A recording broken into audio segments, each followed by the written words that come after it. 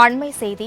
உறுதியளிக்கப்பட்ட ஓய்வூதிய திட்டம் என்பது ஒரு ஏமாற்று வேலை என்று எடப்பாடி பழனிசாமி அவர்கள் கருத்து தெரிவித்துள்ளதை தற்பொழுது பார்த்து வருகிறோம். உறுதியளிக்கப்பட்ட ஓய்வூதிய திட்டம் என கூறி அரசு ஊழியர்களை திமுக அரசு ஏமாற்றியுள்ளதாக எதிர்க்கட்சித் தலைவர் எடப்பாடி பழனிசாமி அவர்கள் அவருடைய கருத்தை தெரிவித்துள்ளார். சமீப காலமாக ஆசிரியர்கள் தொடர் போராட்டத்தில் ஈடுபட்டு வரும் நிலையில் உறுதியளிக்கப்பட்ட ஓய்வூதிய திட்டம் என்பது ஒரு ஏமாற்று வேலை என்று எடப்பாடி பழனிசாமி அவர்கள் அவருடைய கருத்தை தெரிவித்துள்ளார். இதுகுறித்த கூடுதல் விவரங்களை செய்தியாளர் ராஜேஷ் வழங்க கேட்கலாம். ராஜேஷ், வணக்கம். தற்பொழுது உறுதியளிக்கப்பட்ட ஓய்வூதிய திட்டம் என்பது ஒரு ஏமாற்று வேலை என்று எடப்பாடி பழனிசாமி அவர்கள் தெரிவித்துள்ளார். அது குறித்த கூடுதல் விவரங்களை வழங்கலாம்.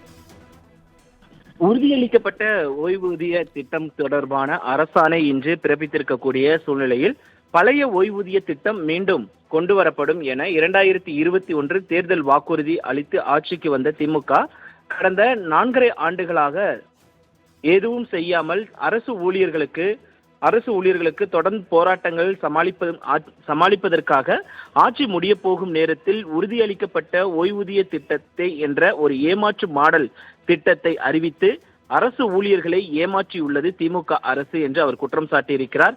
மேலும் ஒன்றிய அரசு குன்றிய அரசு என்று எதற்கெடுத்தாலும் மத்திய அரசை குறை கூறும் திமுக அரசின் முதலமைச்சர் ஸ்டாலின் மத்திய அரசால் கொண்டு வரப்பட்ட ஒருங்கிணைந்த ஓய்வூதிய திட்டத்தின் பெயரை மாற்றிவிட்டு தற்போது தமிழ்நாடு உறுதியளிக்கப்பட்ட ஓய்வூதிய திட்டம் என்று அறிவித்துள்ளது என்று அவர் குற்றம் சாட்டியிருக்கிறார். மேலும் திமுக ஸ்டாலின் அரசு கடந்த 4.5 ஆண்டுகளாக அடுத்தவர்களின் திட்டங்களை ஸ்டிக்கர் ஒட்டி பெருமை கொள்வதை அனைவரும் நன்கு அறிவார்கள்.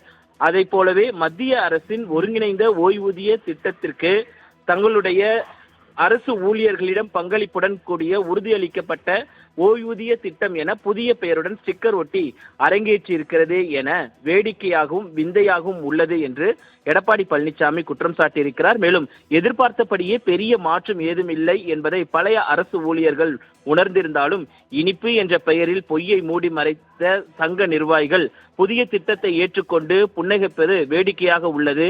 உண்மையை அரசு ஊழியர்கள் ஒரு நாள் உணர்வார்கள். தாங்கள் ஏமாற்றப்பட்டதையும் அதற்கு சங்க நிர்வாகிகள் துணை போயுள்ளனர் என்பதையும் புரிந்து கொள்வார்கள். அதற்கு வரும் தேர்தலில் திமுகவை தோற்கடித்து தக்க பரிசை அவர்கள் தருவார்கள் என்று தனது அறிக்கையின் வாயிலாக எடப்பாடி பழனிசாமி தெரிவித்திருக்கிறார். அஸ்வினி, கூடுதல் விவரங்களுக்கு நன்றி ராஜேஷ்.